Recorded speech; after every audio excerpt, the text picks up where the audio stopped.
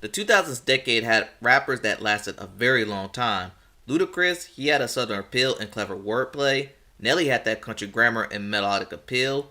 The Dipset crew loved to flash their wealth. T.I. and Jeezy were pioneers in trap. And 50 Cent, he pretty much bullied his way in the game. I say all this because there was one rapper that brought a few of those elements to the table, but tends to get overshadowed. And that guy was Fabolous. He's a rapper from New York who rapped for the ladies, but had enough street cred to earn respect from his peers. But as the years gone by, Fab's legacy has slowly started to fade away, and people forget that he had a quiet yet effective decade run in the 2000s. So without further ado, this is what happened to Fabolous. Before we begin, if you want to see music bios or more good videos like this, hit the subscribe button.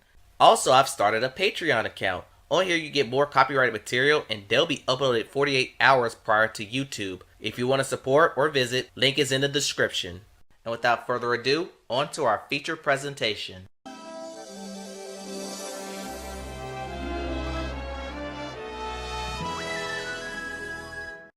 John David Jackson was born on November 18, 1977 in Brooklyn.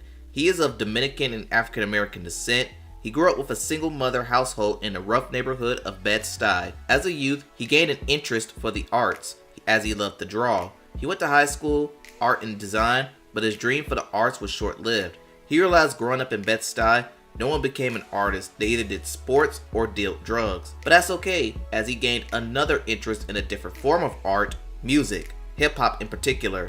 John realized that the one positive that came from his neighborhood was their love for rap music. He would only write rhymes and rap as a hobby, but not as a career choice. But all that changed in his senior year when he recorded a demo, and that's when he started to take rap seriously.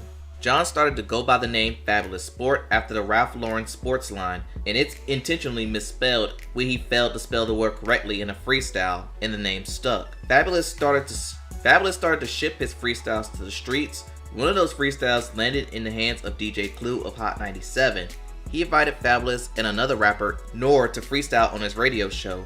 Clue was very impressed and signed Fabolous to his label that he called Desert Storm Records, with distribution with Elektra. It was also here where Fabolous dropped the sport from his name and just simply went by Fabolous. But it wouldn't be until 2001 when he dropped his debut single, Can't Deny It, featuring Nate Dogg. The song interpolates Tupac's ambitions as a writer, as the song reached number 25 on the Hot 100 and number 11 on the rap charts.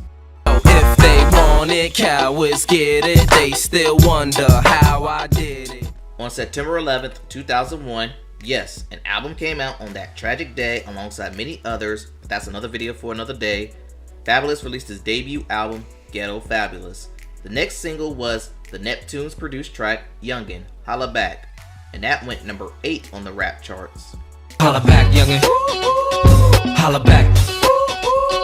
Holla back. Ghetto Fabulous went platinum, and he got opportunities in the soundtrack realm. He was featured on Mariah Carey's soundtrack for Glitter. He was also featured on the Like Mike soundtrack on the Bow Wow song Basketball. Then on Barbershop, he did a song Trade It All, and that reached number 20 on the Hot 100 and number 8 on the rap charts.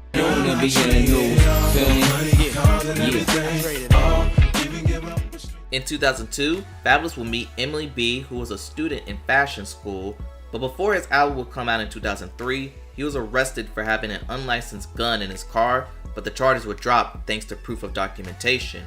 But in March of 2003, Fabolous released his second album, Street Dreams. The first notable single was Can't Let You Go featuring Lil Mo and Mike Shorey, and that song reached number 2 on the rap charts.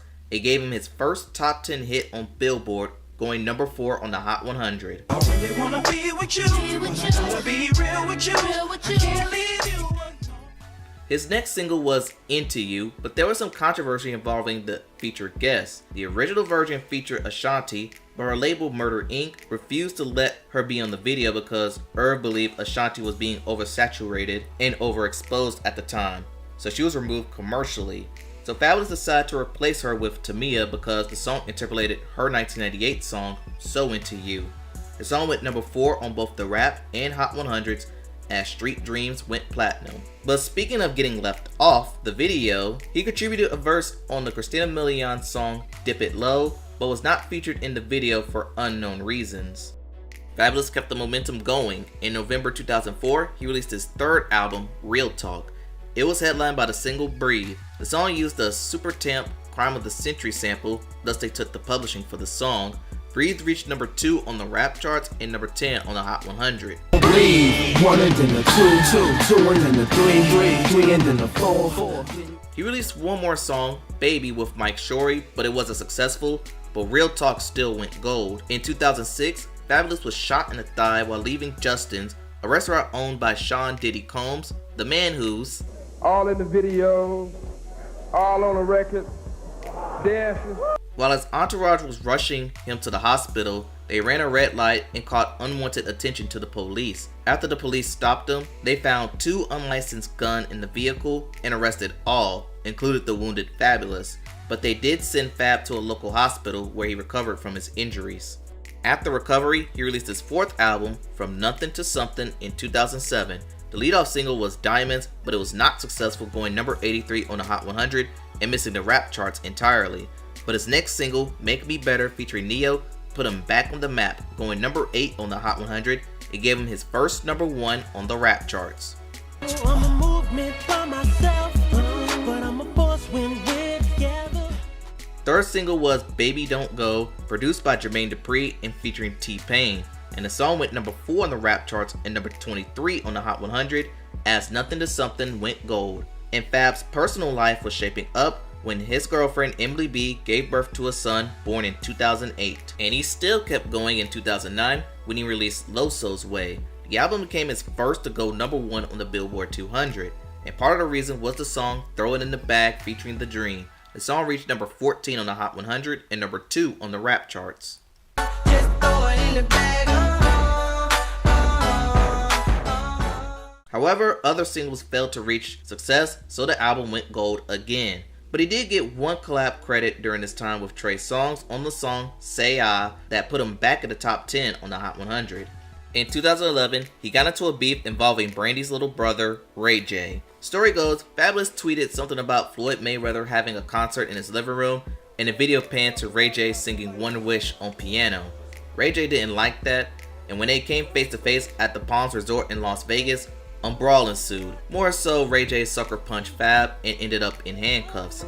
The next day, Ray J called into the Breakfast Club boasting about the encounter.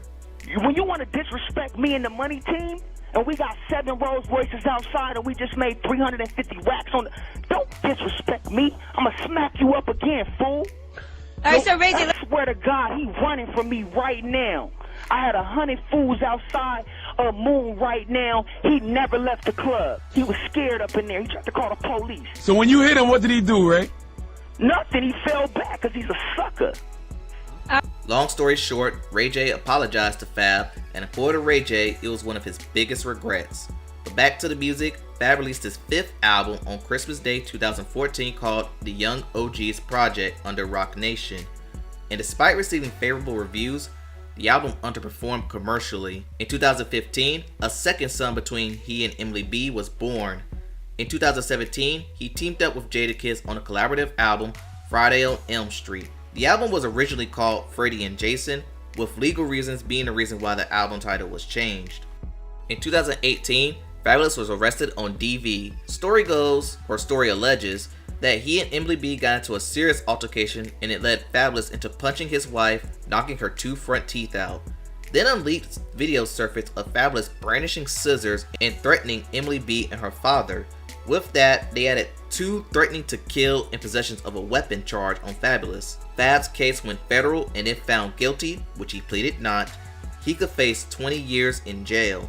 But Fab reached a plea deal to avoid jail time, in which he had to take intervention classes and stay out of the system for a year. But Fab and Emily remained together long enough to have a daughter in 2020, but by 2022, Emily revealed that they have separated. Although Fab's reputation took a hit from all this, Fabolous had an underrated run in hip-hop. Paired with the other rappers of the 2000s, felt like his run got overshadowed by the others in his lane, but he held his own. And today, some of his most recent works includes dropping freestyles, and that's what happened to Fabolous. Tell me what y'all think in the comments below. Please like, comment, and subscribe to the channel. Thanks for watching, and I'll see you next time.